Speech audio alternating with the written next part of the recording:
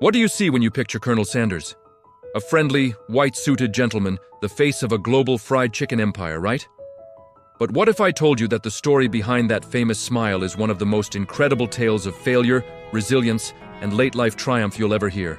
This isn't just about chicken, it's about the relentless spirit of a man who refused to give up, even when the world had already counted him out.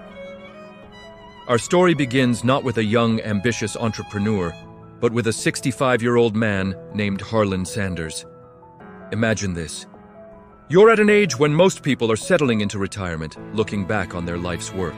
But for Harland, there was nothing to look back on, but a string of failures. His restaurant, a popular spot in Corbin, Kentucky, had just gone bankrupt. Why? Because a new interstate highway was built, diverting all the traffic that had once been his lifeblood. Overnight, everything he had worked for vanished. He was broke, defeated, and his only income was a meager Social Security check for just $105.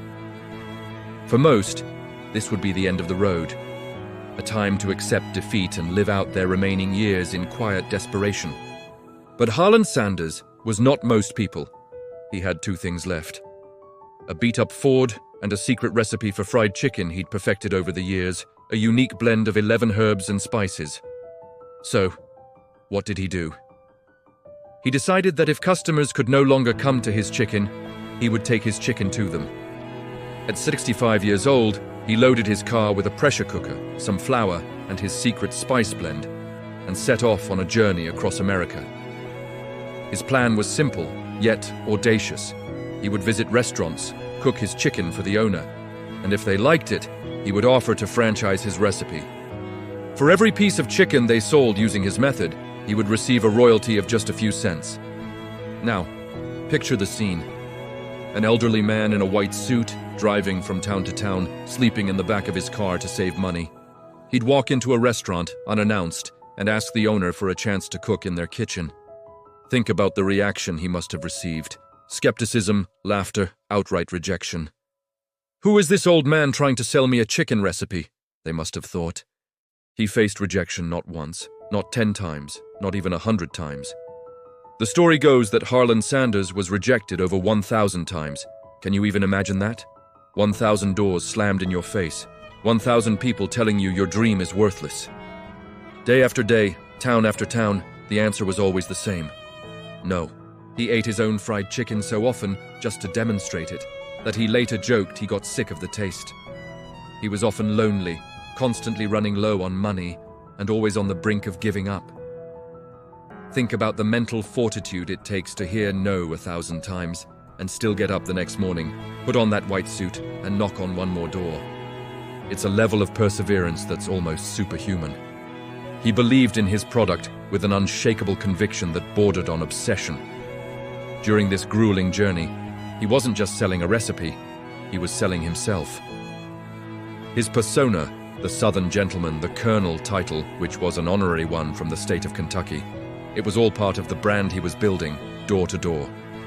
He knew that the story and the showmanship were just as important as the taste of the chicken itself. And then, finally, after all the miles, all the rejections, and all the nights spent in his car, it happened. A yes. A restaurant owner in Salt Lake City, Pete Harmon, decided to take a chance on the persistent old man. He added Kentucky Fried Chicken to his menu, and it was an instant sensation. Customers couldn't get enough of it. Harmon's business boomed, and soon, other restaurant owners started hearing about this magical chicken recipe. That single yes was the spark that lit the fuse. Suddenly, the rejections started turning into inquiries. The man everyone had laughed at was now the man everyone wanted to partner with. The franchise model he had envisioned began to take shape, and it grew at a speed that was nothing short of explosive.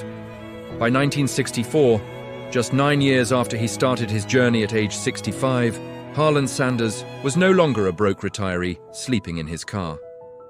He was the head of a fast-growing empire with over 600 KFC locations across the United States and Canada. He had become a household name and a living embodiment of his brand. He sold the company for a substantial sum, but remained its official spokesperson and brand ambassador, his face becoming one of the most recognized in the world. Think about that timeline. He achieved more between the ages of 65 and 74 than most people do in their entire lifetimes. His story completely shatters the myth that our best years are behind us as we get older. It redefines what's possible. The legacy of Colonel Sanders isn't just about a multi-billion-dollar fast food chain. It's a powerful testament to the human spirit. It's proof that passion, combined with unwavering belief and a refusal to quit, can overcome any obstacle at any age. His journey teaches us that failure is not a destination, but a detour. Those 1,000 no's were not the end of his story. They were a necessary part of the journey to his first yes. So the next time you see that familiar, smiling face on a bucket of chicken, remember the real story. Remember the 65-year-old man with a $105 check, a dream, and the courage to face 1,000 rejections. His story is a reminder to all of us that it's never too late to chase a dream, to start a new chapter, or to build an empire. Your age doesn't define your potential, your perseverance does. Thanks for watching. If this story inspired you, please hit that like button, subscribe for more content, and share this video with someone who needs to hear that it's never too late to start.